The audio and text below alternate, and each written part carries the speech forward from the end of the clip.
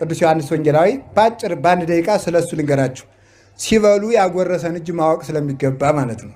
ስለዚህ ቅዱስ ዮሐንስ ወንጌላዊ ከአራቱ ወንጌላውያን አሁን ዛሬ የምንማረው ዮሐንስ ወንጌል ከማቴዎስ፣ ከማርቆስ፣ ከሉቃስ፣ ከዮሐንስ አራተኛው ወንጌል ዮሐንስ ፍጹም መለኮትን የተመላ ወንጌል ተብሎ ይጠራል። የዮሐንስ ወንጌል ይህ ወንጌል ታቦት ቢጠፋ እንኳን ታቦትን ተክቶ ይቀደስበታል።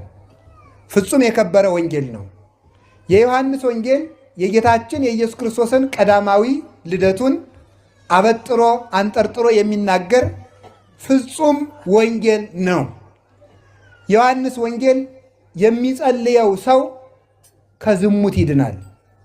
ዮሐንስ ወንጌልን የሚጸልይ ሰው ከቆመበት ቦታ ላይ የብርሃን ምንጣፍ ይነጠፋል። የዮሐንስ ወንጌልን የሚጸልይ ሰው አጋንንት ይርቁለታል። ከመቅሰ